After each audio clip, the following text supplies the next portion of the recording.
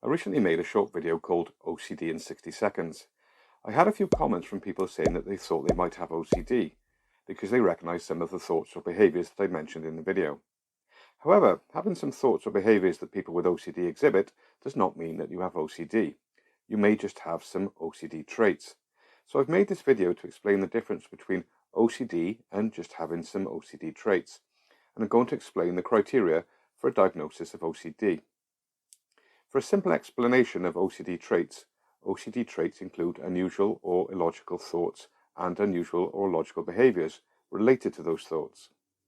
Here are some examples of some illogical thoughts. When you're walking, you sometimes get the thought that if you don't reach the next lamppost before a passing car passes that lamppost, something bad will happen. When a train is coming, you suddenly have the thought to jump out in front of it. You get thoughts or images about being gay, even though you are not. You get thoughts of being arrested, even though you've done nothing wrong. When you are driving, you suddenly get a thought or image or urge to swerve your car off the road and crash. I've left the cooker, heater or lights on, and it could cause a fire. So all these could be considered OCD traits, and many people with OCD do have many of these thoughts. But what might surprise you is that a significant amount of people who don't have OCD also have these thoughts. In a survey I ran on Facebook of friends and friends of friends, this is the percentage of people who said they experienced these thoughts. To my knowledge, none of these people have been diagnosed with OCD. Pause the video and take a look. So it seems these bizarre or disturbing thoughts are very common, even among the general public. But what about the unusual behaviours that I mentioned? Well, if you get the thought about having to reach the lamppost before the car, you might start walking faster. If you have the thought of jumping in front of the train, it might make you feel a little anxious, so you might take a step back. If you see a policeman and you get the thought that you might be arrested, you might watch the policeman and wait till he has gone past to make sure that he has not come for you. Now, these behaviours sound much more like someone who has OCD, and many people with behaviours like this do have OCD. But plenty of people exhibit these behaviours and do not have OCD. So, if all these OCD traits don't necessarily mean you have OCD, then what does it mean to have OCD? Well, let's have a look at the diagnostic criteria for OCD. This is the Diagnostic Statistical Manual of Mental Disorders. It's what people who work in mental health use to diagnose mental health issues, including anxiety disorders.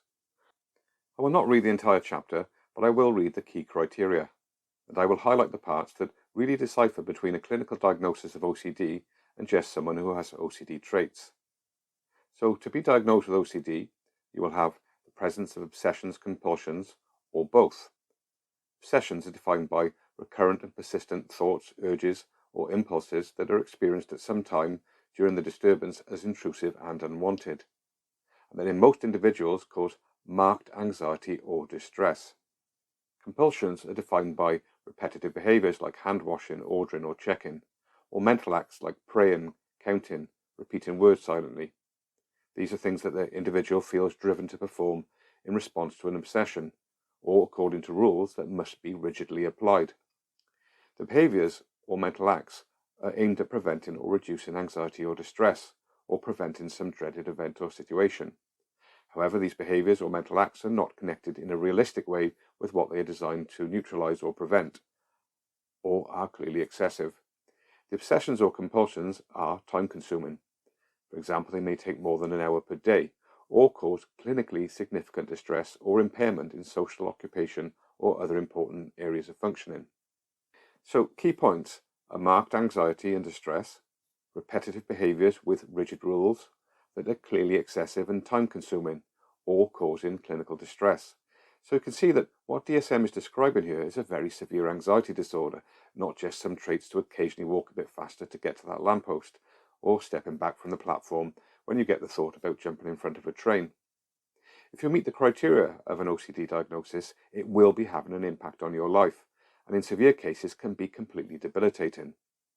Many people live with OCD traits and never develop full-blown OCD, but if you are noticing an increase in intrusive thoughts and compulsive behaviours that are accompanied by anxiety, then it's worth discussing it with a therapist.